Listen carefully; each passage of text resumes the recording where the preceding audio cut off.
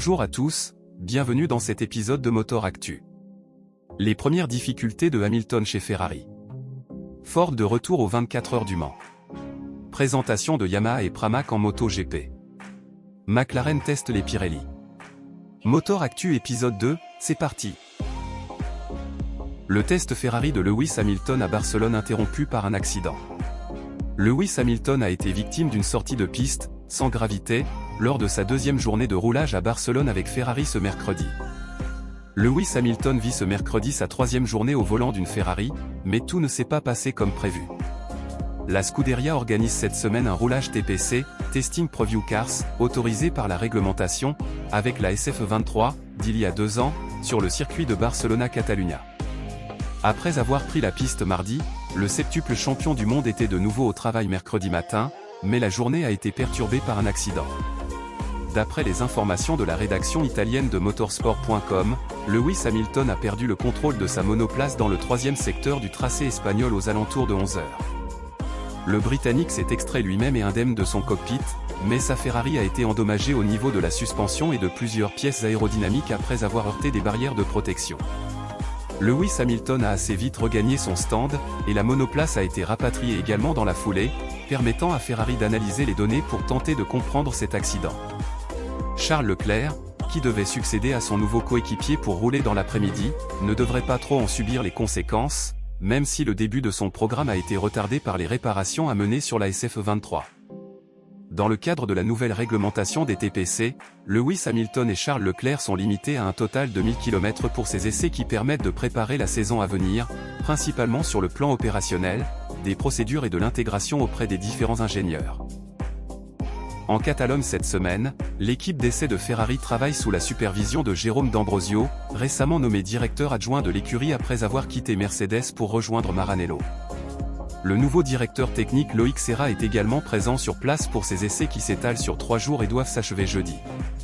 Lewis Hamilton a fait officiellement ses débuts avec Ferrari la semaine dernière lors d'un premier roulage encadré par le programme TPC sur la piste de Fiorano.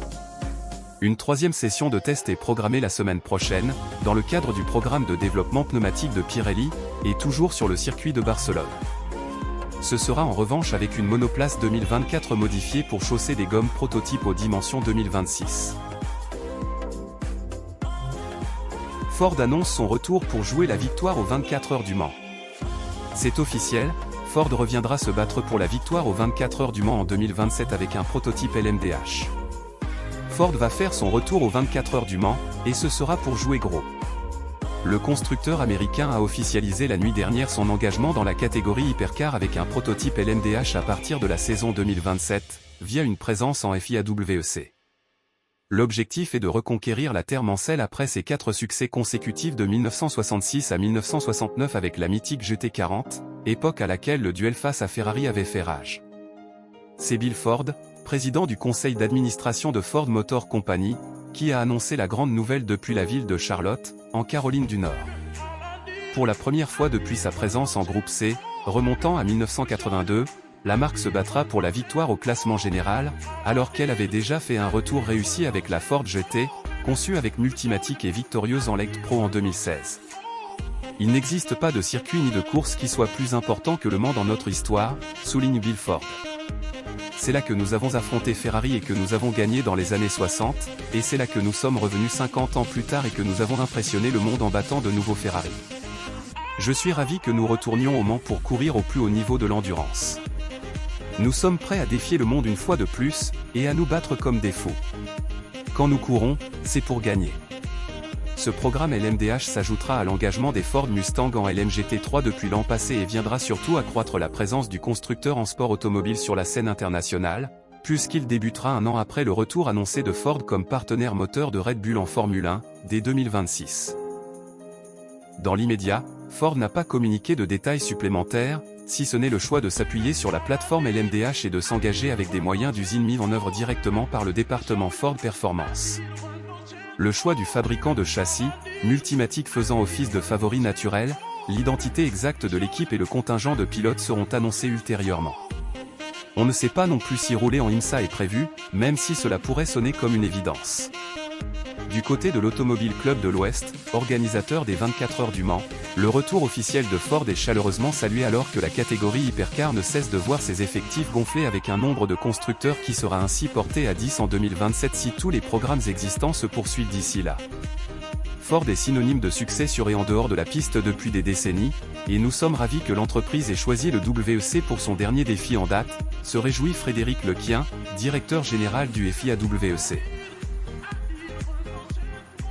Yamaha et Pramac dévoilent leurs couleurs pour la saison 2025. Les Yamaha de l'équipe officielle et de Pramac ont été révélés lors d'une cérémonie à Kuala Lumpur en Malaisie. Le constructeur renforce sa présence avec 2 fois plus de motos, toutes dans la même configuration. Yamaha a officiellement lancé sa saison 2025 depuis Kuala Lumpur, à quelques kilomètres du circuit de Sepang où a débuté le Shakedown ce vendredi, un test auquel la marque a le droit de prendre part grâce à ses concessions. Les couleurs de l'équipe officielle ont ainsi été révélées, et par la même occasion celle de Pramac, son nouveau team satellite, à qui une place de choix a été faite en l'intégrant à cette présentation. La livrée des Yamaha officielles évolue peu, avec plus de bleu, censé illustrer la plus grande implication du constructeur. Ce dernier espère remonter la pente après plusieurs saisons qui l'ont éloigné des premières places. Le titre décroché par Fabio Quartararo en 2021 paraît bien loin, le Français ne s'est jamais invité dans le top 5 en course principale en 2024, et il n'a terminé que 7 Grands Prix parmi les 10 premiers. Les signaux ont néanmoins été positifs puisque Quartararo était plus régulièrement dans le top 10 en fin de saison. Témoin des gros investissements de Yamaha, El Diablo a prolongé son contrat pour les 2 prochaines saisons, avec l'espoir de contribuer au retour au sommet du constructeur. Alex Rins, arrivé aux côtés de Quartararo l'an passé, s'est également engagé jusqu'à fin 2026. Si le constructeur a pu séduire les 2 pilotes, c'est parce qu'il met les bouchées doubles avec le retour d'un team satellite et un programme de développement intensif. Le plus symbolique est celui d'un V4, qui montre que Yamaha pourrait renoncer à son historique architecture moteur, le 4 cylindres en ligne, que toutes les autres marques ont délaissé en MotoGP. L'équipe d'essai a par ailleurs été renforcée, avec le recrutement d'Augusto Fernandez et des tests pour Andrea Dovizioso. Nouvelle couleur pour Pramac. Cette présentation était également l'occasion de découvrir les nouvelles couleurs de Pramac. Les Yamaha conservent la base noire que les Ducati avaient l'an dernier, avec le violet du partenaire titre, Prima. Le rouge disparaît pour faire place à des touches de bleu, en référence à Yamaha mais aussi à Alpine, devenu sponsor principal de l'équipe. Pendant 20 ans, l'équipe a été associée à Ducati, jusqu'à devenir son partenaire privilégié lui permettant d'avoir les motos les plus récentes. Souvent meilleur team indépendant, Pramac a peu à peu progressé, jusqu'à remporter le titre des équipes en 2023 puis celui des pilotes l'année suivante, grâce à Jorge Martin. L'absence de promotion de Martin par Ducati et les appels du pied de Yamaha ont néanmoins poussé Paolo Campinotti, le grand patron de Pramac, à repenser son engagement en MotoGP. Il a accepté l'offre du constructeur japonais, qui lui a promis un statut de seconde équipe. Norris et Piastri ont roulé 2 jours sous la pluie pour Pirelli. McLaren et Pirelli ont roulé sur piste humide pendant 2 jours pour préparer les pneus 2026. Pirelli a bouclé cette semaine sa première séance d'essai de l'année, destinée à travailler sur les pneus pour la saison 2026. Le manufacturier italien a passé 2 jours sur le circuit Paul Ricard, dans le sud de la France, avec l'écurie McLaren et ses 2 pilotes titulaires. Ces tests avaient pour objectif de plancher sur les futurs pneus intermédiaires et pluie. Dans un an, alors que le règlement technique sera bouleversé tant sur le plan du châssis que de la motorisation, les enveloppes fournies par Pirelli seront toujours installées sur des roues de 18 pouces mais la largeur et le diamètre extérieur seront légèrement réduits. Mercredi et jeudi, McLaren et Pirelli ont utilisé une version courte du circuit du Castellet, baptisée 2A et d'une distance de 3,463 km. Celle-ci était parfois arrosée pour les besoins de ces essais prévus sur piste humide, tandis que des averses intermittentes ont également détrempé l'asphalte. La monoplace utilisée était la McLaren MCL 60 de la saison 2023, habillée d'une livrée simplifiée. Oscar Piastri était en piste le premier jour et a parcouru 120 tours, avant que Lando Norris ne lui succède le lendemain pour boucler 123 tours, soit un total accumulé de 840 km sur ses essais. Les températures très fraîches n'ont pas facilité la tâche des pilotes et des techniciens, avec un roulage essentiellement effectué l'après-midi pour l'Australien, car dans la matinée la température de la piste affichait parfois moins 2 degrés Celsius. La première séance d'essai de 2025 s'est avérée très utile, estime Mario Isola, directeur de Pirelli Motorsport. Lorsque l'on teste les pneus pluie, ce n'est pas facile de reproduire avec constance les mêmes conditions de piste afin d'obtenir des données fiables, mais ces 2 derniers jours, nous avons pu acquérir de nombreuses informations qui seront essentielles quand il faudra définir les nouveaux pneus intermédiaires et pluie. Le début de la saison sera très chargé pour nos ingénieurs qui travaillent sur le développement. Après ces essais au Paul Ricard, nous avons 2 autres séances à venir en 2 semaines. Toutes les 2 se dérouleront en Espagne et se concentreront sur les pneus slick. Ces essais auront d'abord lieu les 4 et 5 février sur le circuit de Barcelona-Catalunya avec McLaren et Ferrari, puis les 12 et 13 février à Jerez de la Frontera avec Alpine pendant 2 jours, et McLaren et Mercedes sur une journée chacune. Le copilote bas alpin, Mathieu Baumel dans un état grave après avoir été renversé par une voiture. Le copilote natif de Manosque, Mathieu Baumel, a été renversé alors qu'il voulait porter secours à une voiture accidentée avant le départ du rallye Monte-Carlo historique ce jeudi 30 janvier à Reims. Le copilote bas alpin Mathieu Baumel a été victime d'un lourd accident ce jeudi 30 janvier alors qu'il se rendait au départ du rallye Monte-Carlo historique. Il souhaitait assister un véhicule accidenté, une autre voiture est arrivée et l'a renversé, rapporte son père, Gérard Baumel, au journal La Provence. Mathieu Baumel est à l'hôpital de Reims plongé dans un coma artificiel, il serait atteint aux 2 jambes toujours selon La Provence. Il était toujours conscient lorsqu'il a été renversé. C'est très grave, nous a confié l'un de ses proches. Un transfert espéré vers Munich, le père de Mathieu, Gérard Baumel, également maire de Céreste-en-Luberon a pris la route jeudi soir pour Reims. D'après nos informations, Mathieu est toujours dans le coma, les médecins auraient réussi à lui sauver une jambe. Sa famille fait tout pour le transférer à Munich pour être opéré par des spécialistes mais tant qu'il n'est pas stabilisé, ils ne peuvent pas le transporter. Max Delfino, pilote bas alpin, actuellement en Arabie Saoudite pour une course vient d'apprendre la nouvelle, « Je suis vraiment désolé pour lui. Je suis un peu coupé du monde, j'espère qu'il va s'en sortir comme il faut. » Le pilote décrit Mathieu Baumel comme une icône parmi les copilotes de rallye raid avec un parcours incroyable. Très gentil, toujours prêt à rendre service. C'est aussi un ambassadeur des Alpes de Haute-Provence. Après avoir remporté à 4 reprises le Dakar aux côtés du pilote qatari Nasser Al Attiyah en 2015, 2019, 2022, 2023, le bas alpin a participé du 3 au 17 janvier au Dakar avec le Belge Guillaume de Mévius. Toute l'équipe de BGT Motorsport lui souhaite le meilleur, en attendant des bonnes nouvelles. BMW signe un doublé aux 12 heures de Bathurst. BMW a dominé l'édition 2025 des 12 heures de Bathurst en signant un doublé, la numéro 32 d'Augusto Farfus et des frères Van der Linde s'est imposée devant la numéro 46 de Valentino Rossi, Raphaël Marciello et Charles Weir. La saison 2025 de l'Intercontinental GT Challenge s'est ouverte ce week-end avec les 12 heures de Bathurst. La célèbre course australienne se disputant les pentes du Mount Panorama a sacré un nouveau constructeur dans l'ère du GT3, BMW. C'est la première fois depuis 2010 que le constructeur allemand s'impose sur l'épreuve, avec à l'époque un trio intégralement australien formé par John Bowe, Gary Holt et Paul Morris sur une 335i de l'écurie Eastern Creek International Karting. 15 ans plus tard, la firme à l'hélice a retrouvé le sommet de la montagne, grâce à un trident composé des frères Kelvin et Sheldon Van der Linde ainsi que par Augusto Farfus. 3 hommes qui étaient aux 24 heures de Daytona une semaine auparavant, où le Brésilien s'est notamment distingué par ses blocages intempestifs sur la Corvette Z06 GT3 R numéro 4 de Tommy Millet, ce qui lui a valu un geste de sympathie de la part du pilote américain. En Australie, Farfus et les frères Van der Linde se sont imposés en faisant fonctionner leur stratégie d'économie de carburant. Le team WRT a profité des neutralisations des premières heures de course pour prendre les commandes de l'épreuve alors que Sheldon Van der Linde, poleman en 2024, s'était contenté de la 4e place sur la grille de départ. Son frère Kelvin était en charge de terminer la course. Le Sud-Africain était à la lutte avec la star locale Chaz Mostert, aligné sur la Ferrari 296 GT3 numéro 26 d'Aris Racing GT en compagnie de Will Brown et Daniel Serra. La voiture du constructeur italien, qui faisait son grand retour à Bathurst 5 ans après sa dernière apparition, a cependant été contrainte d'effectuer un ultime ravitaillement à 22 minutes du terme. L'aîné de la fratrie Van der Linde a de son côté réussi à conserver suffisamment de carburant pour franchir la ligne d'arrivée victorieusement et offrir à l'équipe de Vincent Voss une première victoire sur l'épreuve depuis 2018, victoire à l'époque de Robin Frigen, Stuart Leonard et Dries Vanthoor sur une Audi R8 LMS GT3. Le team WRT et BMW signent même un doublé puisque la 2e place est revenue à la numéro 46 de Valentino Rossi, Raphaël Marciello et Charles Weir.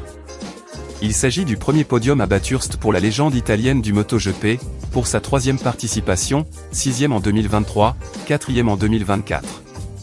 Le podium de l'édition 2025 est complété par un autre constructeur allemand avec la Mercedes-AMG GT3 de Jules Gounon, Kenny Habul et Lucas Stolz. La prochaine manche de la saison 2025 de l'IGTC sera les 24 heures du Nürburgring, du 19 au 22 juin.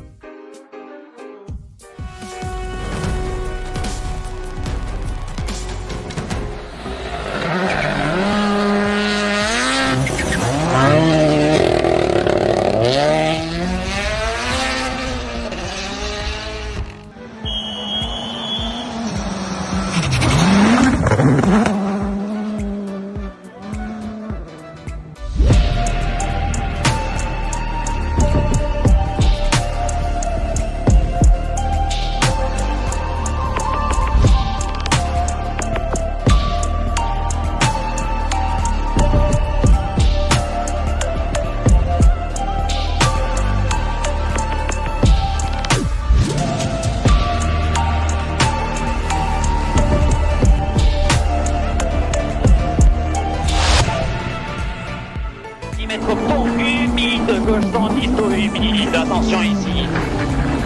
Pour droite à fond, gros rail 80 mètres muré, droite 120 longtemps entre un rail sec. Sur gauche 90, attention. 60 mètres derrière. Droite gauche 110, il est moins. Pour droite, pour frein gauche droite 110, convexe sur gauche 100. Sur droite de ferme 140 en frein, sur gauche 120 moins court. Sur droite à fond, mouvement de poussière 40 mètres gauche 90 rail gravier. 90 rail gravier ici. 70 mètres frein gauche pour droite.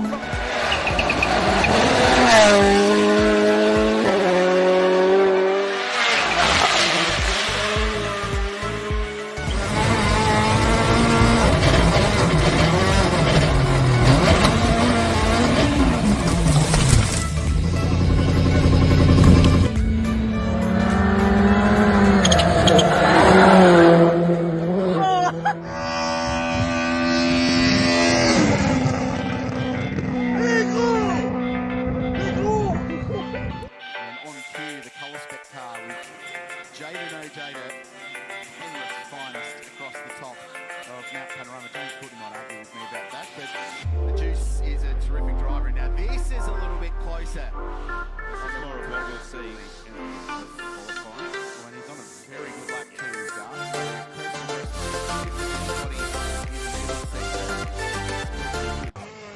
They should have been fair! I think it's fair!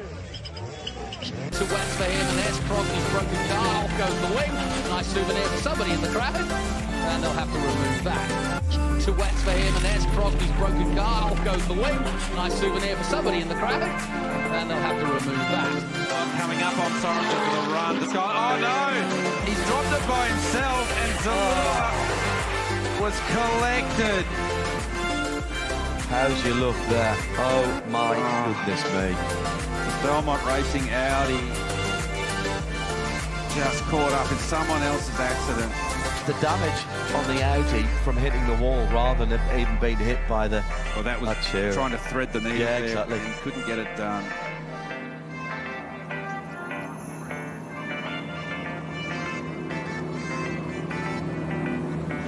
Lap limit, that's almost... Oh, big one with a BMW across the cutting. Up into the fence hard. To a pit stop, so Witt's trying to go around the outside of the Gannetta and absolutely right on top of the wall.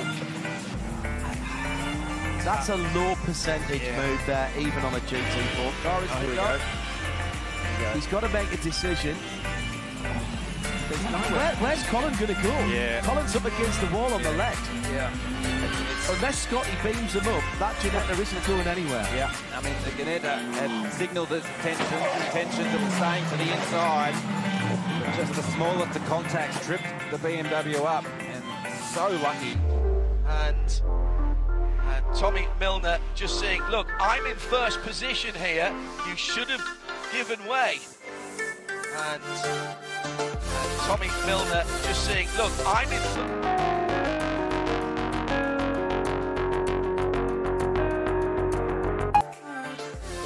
La perf de la semaine revient au très jeune Tuukka Kopinen, le Finlandais remporte le Arctic Rally. Kalle Rovanperä a finalement cédé une quarantaine de secondes dans la dernière spéciale. Face à Kopinen, Esa-Pekka Lappi était dans le coup jusqu'à ce samedi matin avant de taper un mur de neige dans LES10, perdant alors une trentaine de secondes sur son jeune adversaire. À la fin de son week-end, Kalle Rovanperä était assez critique à propos des pneus en Cook.